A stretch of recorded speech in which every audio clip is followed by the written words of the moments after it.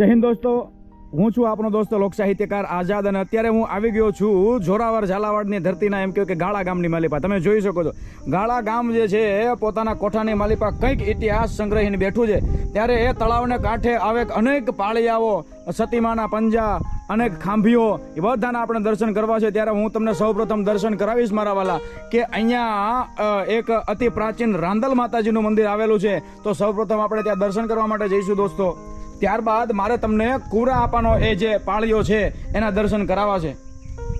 આ મંદિર તમે જોઈ શકો છો દોસ્તો, આ રાંદલ માતાજીનું મંદિર છે. આપણે દર્શન કરવા માટે જઈશું. એક અતિ પ્રાચીન શિવલિંગ પણ આવેલું છે દોસ્તો, તમે દર્શન કરી શકો છો. જય હો ભગવાન ભોળિયાનાથ, જય હો રાંદલમાં. આ કાળજાળ ગરમીની માલિપા પણ દોસ્તો અત્યારે એમ કહેવાય કે આજુબાજુ તમને તમરાનો ત્રમ થતો અવાજ દેખાશે. કોઈ પણ માણસ આપણને અહીંયા આવતું જતું દેખાતું નથી, માત્ર હું અને મારા પરમ મિત્ર શૈલેષભાઈ વેદ છીએ. ત્યારે અત્યારે તમે જુઓ મંદિરની સામે એકદમ અતિ પ્રાચીન આ શિલ્પો પડ્યા છે, જેમાં નંદીજીની મૂર્તિ છે દોસ્તો. ત્યારબાદ આ પટાંગણની માલિપા અનેક પાળિયાઓ આવેલા છે, જેના હું તમને પહેલાં દર્શન કરાવું. ત્યારબાદ હું તમને બતાવીશ કે આપણે કુરા આપાનો એમ કહ્યું કે પાળીઓ કયો છે.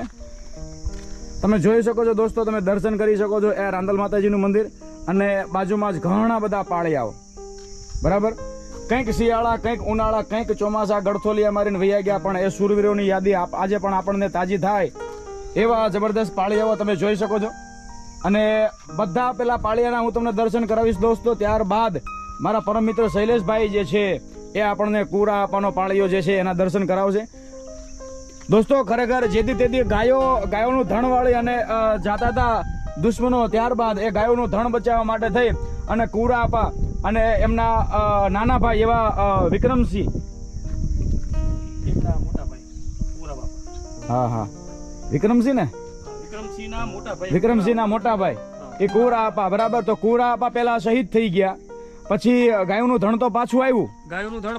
પણ આ એમ કહેવાય છે કે ગાળા ગામના કોઈ બ્રાહ્મણના માજી હતા. બ્રાહ્મણના માજીએ એમને મેણું માર્યું કે ભાઈ તું ધણ તો બધું આવી ગયું પાછું, પણ આમાં એક મારી વાલી વાસડી હતી. એ વાસડી જે છે એ મારી પાછી ન આવી, ને એ વાસડી વગર હું રહી શકું નહીં, કારણ કે મારી વાસડી વગર મારી ગા જે છે એ નિહાકા નાખશે. એટલે એમ કે છે કે જે કુરા આપાના નાના ભાઈ હતા એ પાછા એમ કે ધાંગધ્રાનો માર્ગ ભણી આ મેદાનથી, અત્યારે જે આપણે ઉભા છીએ એ મેદાનથી ધાંગધ્રાનો માર્ગ ભણી અને વાસળીની વારે છેડા, જે આપણે અગાઉના વિડીયોમાં દેખાડ્યું. ત્યાં એ જે વિક્રમસિંહ આપા જે રહ્યા એ કામ આવી ગયા, અને એમના જે મોટા ભાઈ રહ્યા એ ધીંગાણામાં અગાઉ કામ આવી ગયા. એ એમની જે ખાંભી રહી એ આ ખાંભી છે દોસ્તો. તમે જોઈ રહ્યા છો આ ખાંભી જે શૈલેષભાઈ જે ખાંભીને હાથ અડાડી રહ્યા છે, આ કુરા બાપાની ખાંભી છે. અને મોટામાં મોટી નિશાની એ છે કે ત્યાં જે આપણે જોઈએ વિક્રમ બાપાની ખાંભી, આપણે વિક્રમસિંહ બાપાની ખાંભી જોઈ, એ ખાંભીની બાજુમાં પણ આ દીવો પ્રગટાવવા માટે એક તમે જુઓ નાની એવી ગોખ બનાવવામાં આવેલો છે. અહીંયા પણ એવો સેમ જે કુરા આપવાનો જે પાળીઓ રહ્યો ત્યાં પણ સેમ એવો જ ગોખ અહીંયા પણ છે આપણે જો. અને એમાં પણ કોઈ પ્રકારનો આકાર નહોતો કંડારવામાં આવ્યો, અને આ પાળીયામાં પણ કોઈ પ્રકારનો આકાર કંડારવામાં આવ્યો નથી. જેની માથે આકાર ન હોય એ ખાંભી કહેવાય.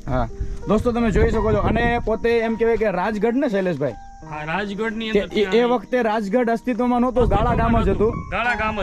એટલે ધાંગધ્રાનો માર્ગ હતો. રાજગઢના એમ કહેવાય કે રબારી પરિવારમાંથી આવે છે આપણા કુરા આપા અને વિક્રમસિંહ આપા. બરાબર, અને એ વખતે એવું કહે છે કે કદાચ એ લોકોનું ગામ જે છે એ આ જ હશે.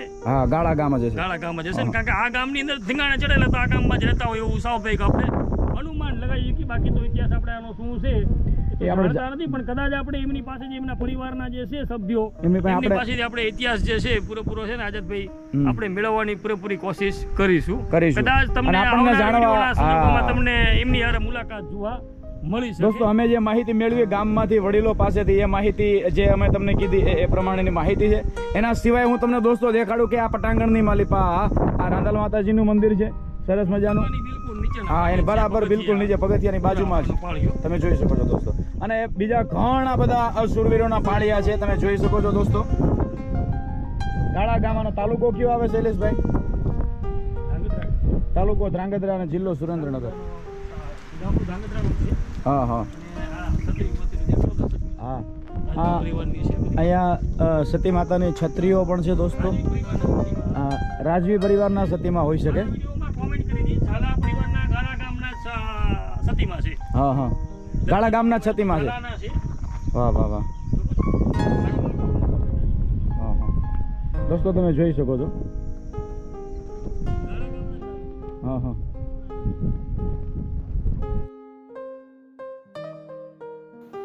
તો વહાલા દર્શક મિત્રો, ધ્રાંગધ્રા તાલુકાનું ગાળા ગામ અને સુરેન્દ્રનગર જિલ્લો, આ ગામની આસપાસ તમે જ્યારે પણ આવો કે અહીંના પાદરમાંથી નીકળો મારા વાલા, ત્યારે નદીના કાંઠે અનેક ખાંભી પાળિયા કે સતીમાના દેરા છે. તો ત્યાં તમે દર્શન કરવા જવાનું ક્યારેય ના ભૂલતા મારા વાલા. પોતાના જીવતરના મૂલ્યના બલિદાન આપીને સૂઈ ગયેલા આ સુરવીરો જે છે એમને યાદ કરીએ તો પણ આપણે પોરહણના પલ્લા છૂટે મારા વાલા. એ આપણો વારસો, એ આપણી વારસાગત વાતો. આના થકી આપણું ગુજરાત ઉજળું છે. આના થકી આપણને કંઈક નવી રાહ મળશે મારા વાલા. આ બધી જે વાતો જે છે એને આપણે હંમેશા વાગોળવી જોઈએ. આ બધી કુરબાનીની કથા, આ ખપી ગયા અને ખોળી અને એમને પ્રણામ કરવાની આ આપણી પ્રથા છે મારા વાલા. તો ગાળા ગામની માલિપા આવેલા આ બધા પાળિયા, બધી ખાંભી, એના મેં તમને દર્શન કરાવ્યા. તમે જ્યારે પણ અહીંયા આજુબાજુ હો ત્યારે આ જગ્યાએ આવવાનું ના ભૂલતા અને આપણા ભવ્ય ભૂતકાળને, આપણા એ વારસાને વાગોળવાનું ક્યારેય ના ભૂલતા મારા વાલા. અસ્તુ, ધન્યવાદ. જય હિન્દ, જય મા ભારતી.